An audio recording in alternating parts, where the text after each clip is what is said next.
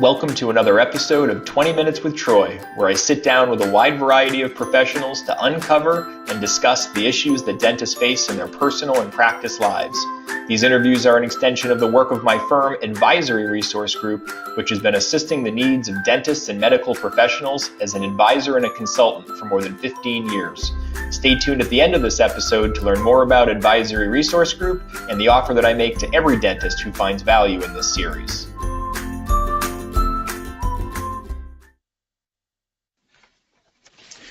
Thank you for joining another segment of our webinar series, 20 Minutes with Troy. I'm incredibly excited this evening to have Jerry Kingwill from Cobb Hill Construction with me. Anyone that knows Jerry and has had an opportunity to speak with him knows that he's a true professional and really at the top of his industry. So I'm incredibly excited to have him here with us tonight. Jerry, welcome. Thanks, Troy. Thanks for having me. And this is a real pleasure to be part of this program and to be able to give some insight for the few things I do know. So thank you. More than a few, I'm sure. So what we'll do this evening is we just want to do an overview of what I'd call the ins and outs of dental practice construction. So if we start at 30,000 feet and kind of begin with what are the typical situations that call for construction services? When might you get called, and what are the types of things that you see on a daily basis? Well, Troy, there's several different reasons why folks call us, and they vary from folks who have been in business for a while and all the way to the folks or the dentists who are just starting out. And so from a startup practice all the way through to doctors who have been in business for 20, 30 years.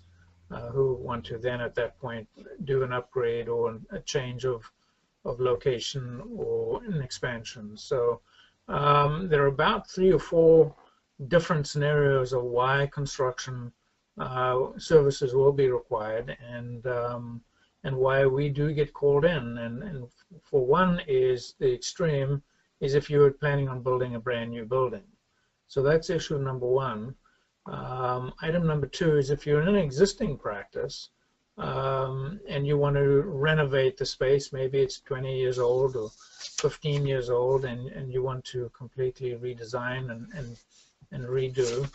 The third option is if you just have a particular room or a space that you want to upgrade, then there's some specific needs for that.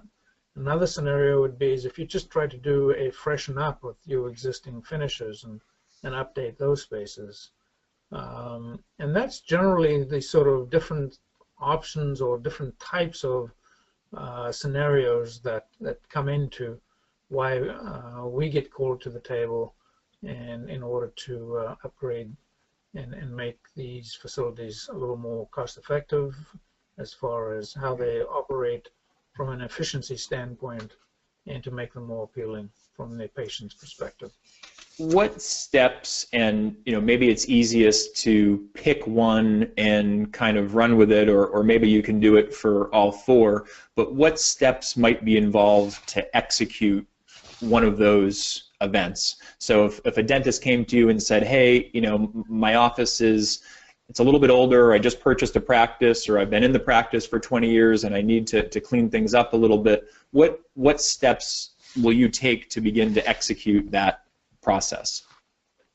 Well, Troy, there's a few things we want to initially try and figure out. Is there are a couple of real controlling factors. One is time, when it can happen. One is what the budget is. And then also what other components are in play, and as far as the equipment that's going to be required, are there things like banking, financing required, and what constraints do those bring to the table? So basically we go down through a list of items that will assist in the execution of this, and so some of those initial parameters would be just discussed and see if there are any major roadblocks that don't feel comfortable for the doctor And but for the most part, if you go through the motions, trying to hit on all those important items and then formulate a plan and a pre-construction schedule which will encompass what are those items that have to happen sequentially in order to get to the point where actual construction can start taking place, which ultimately is what everybody's looking to do, because that's ultimately at the point where it impacts everybody if it's an existing practice. And that's a list that you'll provide, you'll go through with them and kind of walk step by step of what's going to need to be done and who they are going to need to contact and what things they are going to need to know before you're involved or while you're involved. Correct, and you know, it's items that we would say, we would be asking the question, do you have so-and-so to do this? If not, we can provide somebody to help you with that side of the business. We're in a very, very tight-knit community supporting the dental community. I know that one. There are a lot of folks who spend a lot of time supporting the dentists, and so we have a fairly good list of referral-based folks that have been doing these kinds of projects, whereas if the doctor actually had some friendlies and they wanted to use somebody that they've been working with, we're just as happy to work along with them. But once again, we'd be sort of the quarterback and coordinate sequentially getting those items all tied together in a sequence that then follows through into a process, and milestones will be met in order to accomplish the objectives. And so when they're working with you, will you assign them a project manager that will help them facilitate that process? Would they be working directly with you? What does that look like when you're doing that? In my world, I'm very involved up front and working alongside with that process. I do have, if we've got to the point where we've been able to actually have drawings pulled together, for the most part we work with the equipment suppliers' drawings that they've generated, but there'll be a time when there's an architect involved, or there's somebody else that's done some documentation. And so having said that, we work with that information and we try and generate a budget. Obviously everything revolves around money, and so understanding what the budget is early in the process, we try and break it down into 3 phases. The first phase is in a very short order, 2 weeks or less, we try and generate a budget. And if it's a go, no-go scenario at that stage, then the next stage is actually what we refer to as the design development phase, which is a little more longer term, but it allows us to get into those nitty-gritty questions of asking the ultimate end result questions, which, what size, what color, what length, how big, how small, how round, and we generate and complete and compile a document that then we can go get fixed pricing from all of our support vendors in order to generate a fixed dollar value or a fixed contract value, which literally, you can use the term, you can go to the bank with. And ultimately, that is the end of the second phase, and then the third phase is literally the construction phase to execute it. So coming back to your initial question is I'm very heavily involved in phase 1 but phase 2 with support staff, not only from my office, but we will go out and seek help from other professionals that will be expertise in those areas. For example, mechanical design and interior design and architecture and things like that. So, talking about budget, so I'm trying to think of the best way to ask this question, but are you able to provide some of the, it seems to me that if you're, that a job could have a very wide spectrum of what the costs might be and what the dentist might be envisioning. How do you help them go through and determine, if they're buying the Mercedes or if they're buying the Honda, and how does that play into that budget creation early on in the process? Good question, because when you start out, it's all pretty vague, and so what you're trying to do is bracket, and you're trying to form some sort of level of expectation. Ultimately, what we in our life, our mission is to meet the end user's expectation, no matter what it is. because only once we've met that expectation have we done a acceptable job. If we've missed that expectation, it's not been successful.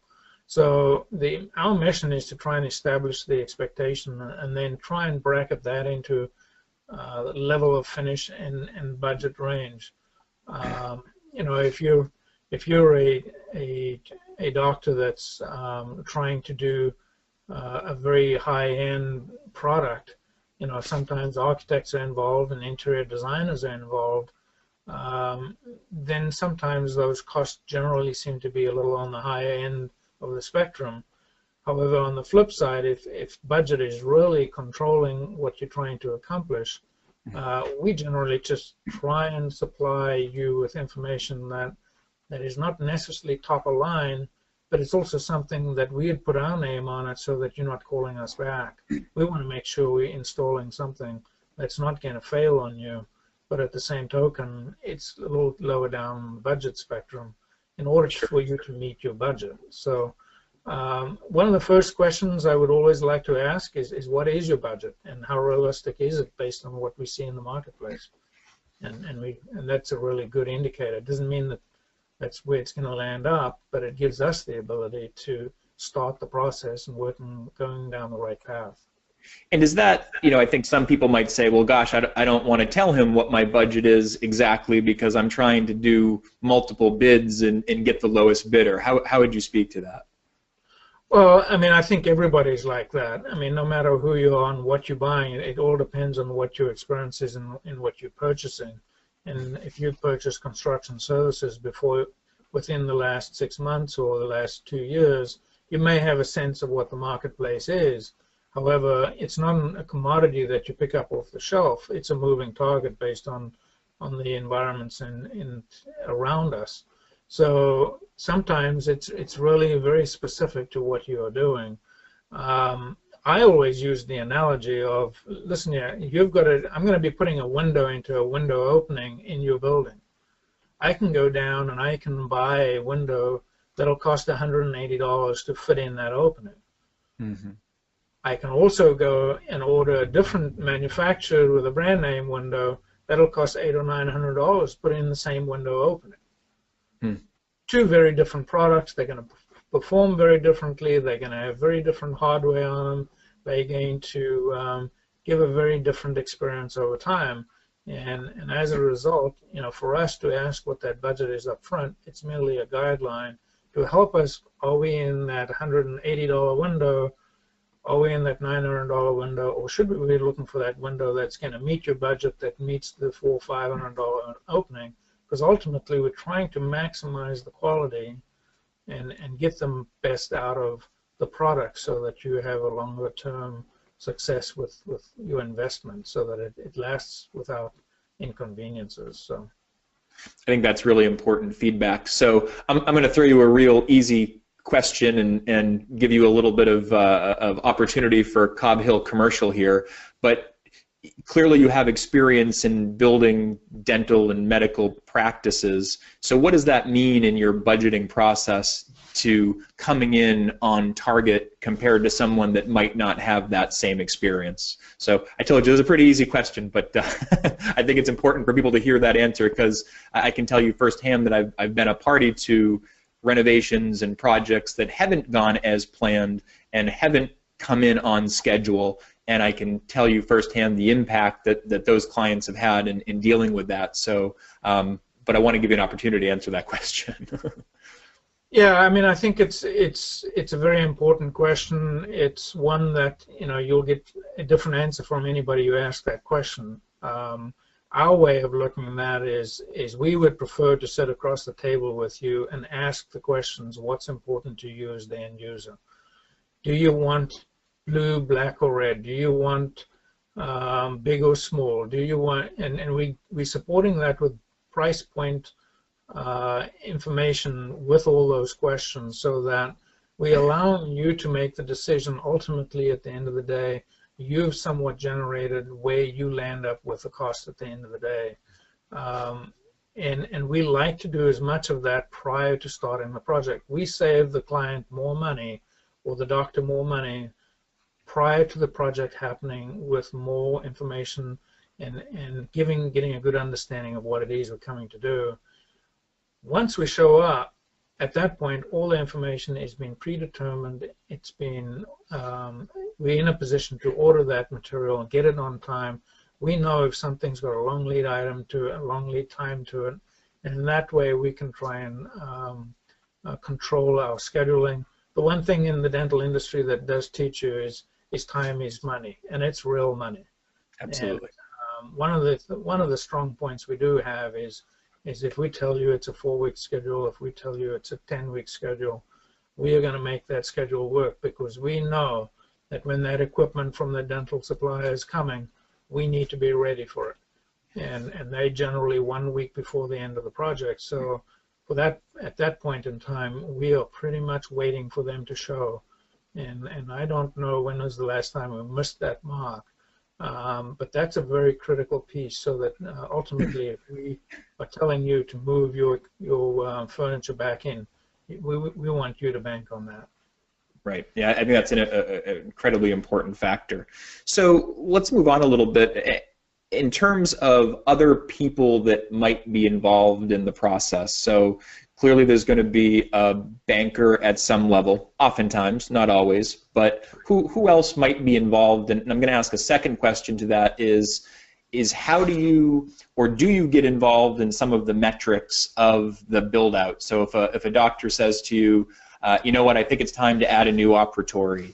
I think, but I'm having a hard time, you know, should I have one more or two more? Will you get into some of those things? Do you have people that you'll introduce them to help figure out some of those metrics, and how might you go about answering some of those questions or facilitating some of those questions being answered?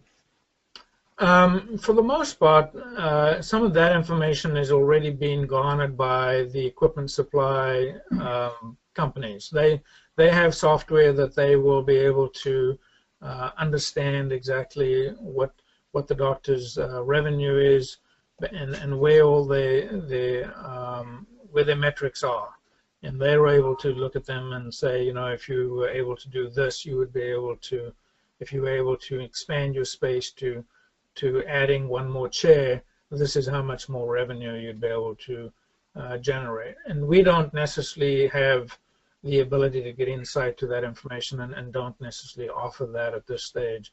But there are a couple of equipment specialists out there that are very versed in this, and I've had the luxury to be part of one of those meetings where you sit down with a doctor and say, you know, if you were able to schedule X amount of patients in the specific time frame, you would be able to generate X amount more revenue. So when it comes down to, so what does it take from a construction standpoint, we definitely come in at that point in order to recreate the space. How do we take the same footprint and add another operatory? And that's where we kick in, and we do some space planning and reshuffling. Sometimes you might find yourself in a position where you spend a fair amount of money. What you might believe up front is way too much money on construction.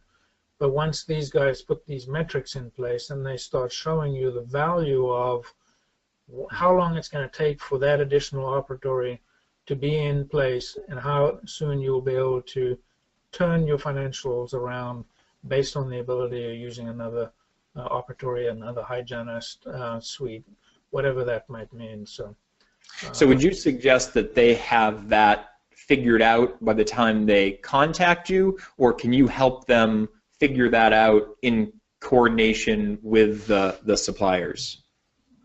Yeah, I mean, either way, I mean, I think at that point it's generally we are a little behind the ball, behind the process. I mean, at that point there are some of those equipment specialists that have already been able to help them through that process to make the decision, because then we become the next person in line is to start trying to figure out how we're going to accomplish this. So unfortunately, we are one step back from that. But at the end of the day, our piece becomes very critical. If you're not adding on, or if you're not, our information needs to be in conjunction with their calculations in order for them to show that metric or that calculation to see if it's worthwhile or not. So if we then, so we have our project in mind, we've worked with the equipment supplier to understand what's involved and that the metrics are being hit and that the project makes sense. How do we then look at a time frame of that practice? Let's use an example of an existing practice that you're going to build, say, 2 more operatories for. How do you help determine that time frame, and how much might they be out of commission going through that process, and how do you manage that question? Yeah, I mean, I think if it's in addition to the building, it's pretty easy. It's somewhat remote and it's outside of the daily operations. If it's inside the existing space, it becomes a little more challenging. And we try and schedule all of our activities inside a operating practice during the time frames that's the slowest for the office, or during that time frame where they are taking a known vacation week or so. We've also done some practices where we have actually literally completely gotten redone the whole office while they're working there. And that's come down to a good working relationship with the doctors and having the ability to reshuffle their uses and their spaces around in order for us to add the additional operatories as required. The heart of the business is the Steri Center. And so while we keep the Steri up and running, we can move operatories around in order to accommodate any of the construction practices. But one of our critical pieces is making sure we have the Steri up and running and making sure that that piece of the business allows them to continue their activities. So, phasing does become a bit of an issue. It extends the project. Actually, it costs less for us to work around the doctor and the operating procedures. It costs less for us to do that than for them to shut down. Our extended time frame in order to accomplish a phased project, the cost by week is less than a practice that is shut down, and the revenue that they would be losing if they were shut down. So it's inconvenient, it's noisy, it can be dusty, but at the end of the day, it's one of those things that you look back and say, hey, we did that, and we're much the better for it because the practice looks so much better, everything works and flows, and the efficiencies are so much greater. Sure, and I think you said, again, it's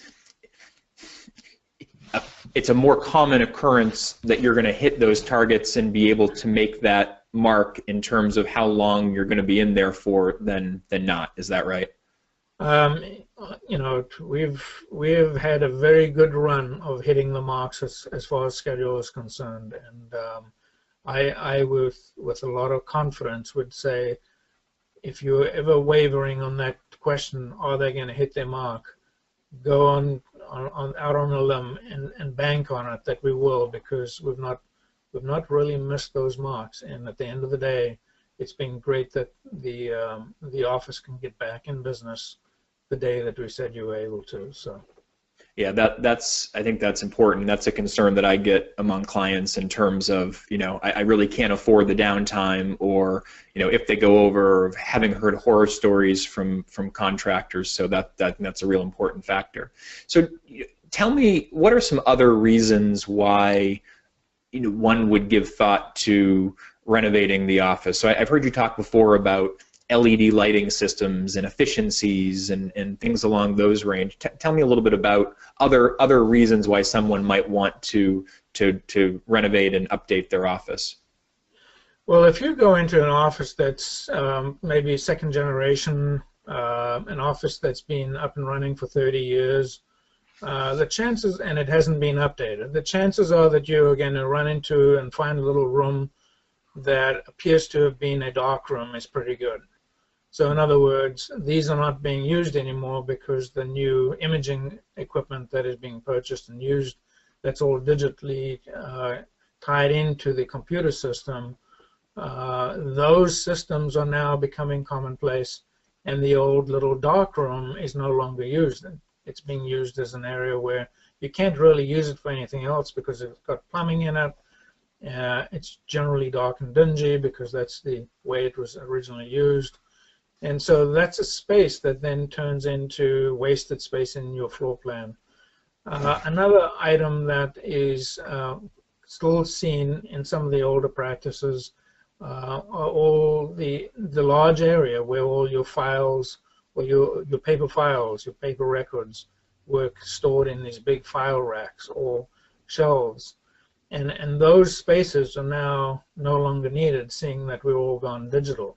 So there's a whole big piece of real estate in your office that you no longer are using for anything that's turning into productivity and or usable real estate in your office. Sure. So there are a couple of things like that with new technologies, your stereo centers, these days the mentality is the new equipment that the equipment suppliers are providing have got a very structured format of how a stereo center operates. It goes from dirty through to a clean process. Very well structured, very well put together, very efficient. And so all of a sudden you go and look at these, and they are sometimes just tucked in alongside a corridor where they don't take up that much space. I've recently been into a couple where the stereo area is in an alcove, and it's very disjointed, and it's a big waste of space. And so when you're looking at all these things, and when you look at what you're paying either rent, you're either renting from yourself or you're renting from somebody else, when you look at your square footage of area in your office, and you try and factor out what is the space in your office that's making money for you, and what space is not making money for you, and if there's a percentage of that space that's not making money for you, it might be a good time to look at what that square footage area is, and with a redesign, you may be able to add another chair, which automatically turns into revenue for you long term. Sure. So talk about that a little bit then in terms of space selection. Is that something that you'll, if you have a dentist that's currently renting, and looking to move, renovate, and you're trying to do that calculation for them, will you help them look for that space, or how will you facilitate that? Yeah, I mean, once again, we unfortunately are not one of the first folks called to the table. It's generally a banker, it's generally equipment supplier, it's generally somebody else that's a little upstream from us, and that's why this is such a great platform for us, so that we can get in early and help that process. That's a very critical piece, to be able to help the doctor find the right space, go around with the realtors, go around with the doctors, and give them some advice, some guidance to exactly what is your layout going to look like. And if you're going into a strip mall environment, just keeping in mind that generally the strip mall is fairly narrow and long. It could be 60, 70 feet in length.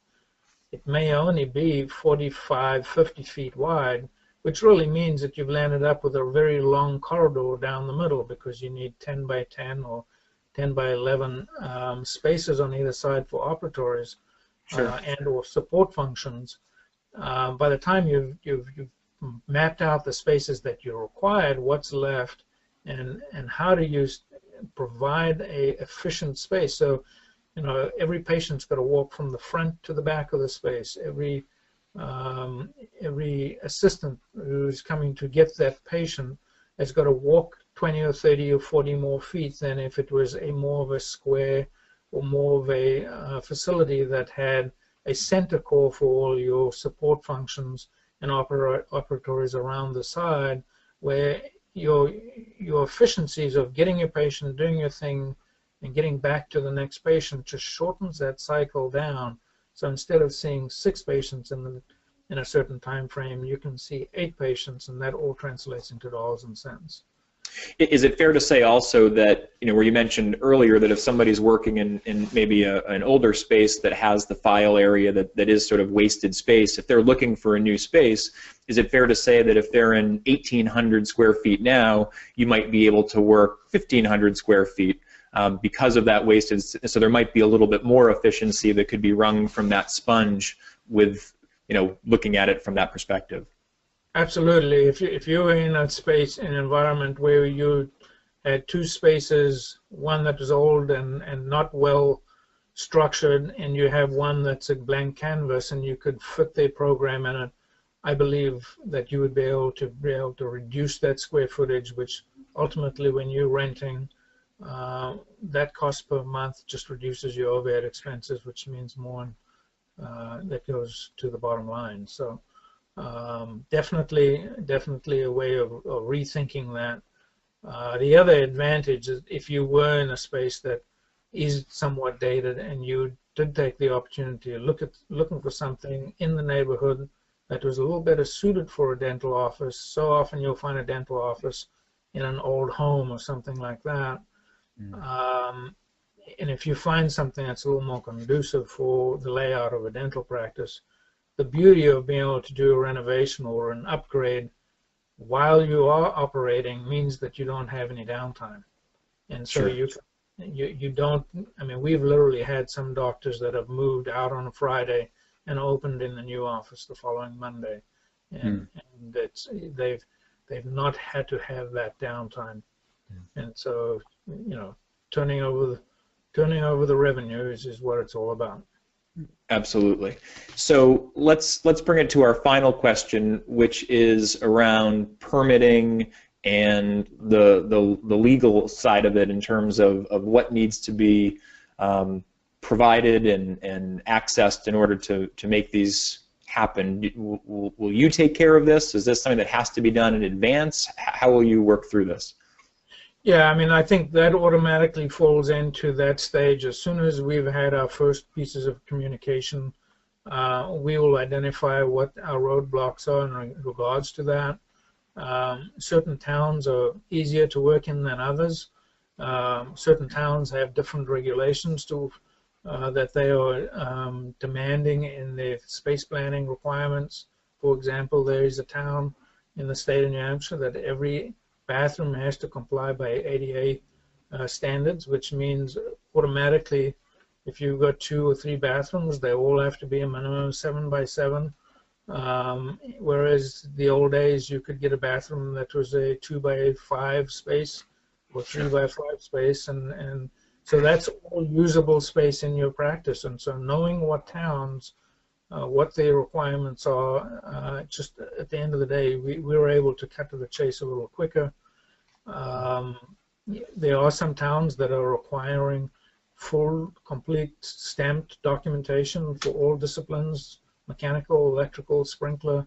So knowing that going in, and that's the things that we would start looking into right from the get-go, as soon as you brought us in on the process to go to work for you, and we will take it through the town approval process, and we will get the building permit in order to execute the actual construction piece, and that's just part of the services we provide. Okay, wonderful. Well, I think this is certainly a topic that we could probably talk for hours on, Jerry, and I know you could probably keep on going. Your contact information will be attached to this webinar as well in my education portal, and certainly if anyone has further questions, they can reach out to you directly. And this was a lot of fun, and thank you for joining me this evening. And for most of my clients who know me, 20 minutes with Troy usually turns into 40 minutes with Troy. But I hope people got a lot out of this, and that they'll join future segments of 20 minutes or 40 minutes with Troy. And thanks again for joining me, Jerry. Anything else that you'd like to say, or anything else that is important for people to know as it relates to these things? No, if we had another opportunity to do another one, I mean, we can dive a little deeper into some of these very specific areas of construction. If you were planning on doing a new ground-up project, we could somewhat lay that out. It's not an easy process, and it's time-consuming and sometimes very frustrating for folks who think it's a quick process. So we could dig into that a little and really kind of establish what some of those items are that you really want to lay out and have a better understanding, so that you don't get discouraged. It's supposed to be a fun process, and the last thing we want to do is be part of a process where the expectations were misunderstood going into it, and then it becomes a very difficult process to find and make fun out of it. So, but yes, thanks, Troy, and this was great, and I appreciate the opportunity. Absolutely. Well, we continue to solicit feedback from dentists and physicians really all over New England of what types of things they'd like to hear about. So as they continue to do that, Jerry, I'd love to invite you back and get a little bit deeper into some of these subjects. Very good. Thank you very much. Right. Good evening. You bet. Bye. Thank you for joining us for this episode of 20 Minutes with Troy. My firm, Advisory Resource Group, has been assisting the needs of dentists and medical professionals at all stages of their careers for more than 15 years. I'm both a financial advisor and a practice consultant, acting as a problem solver and facilitator to provide one-stop shopping for those seeking strategies, advice, and connections for the challenges that accompany every stage of their personal and practice lives.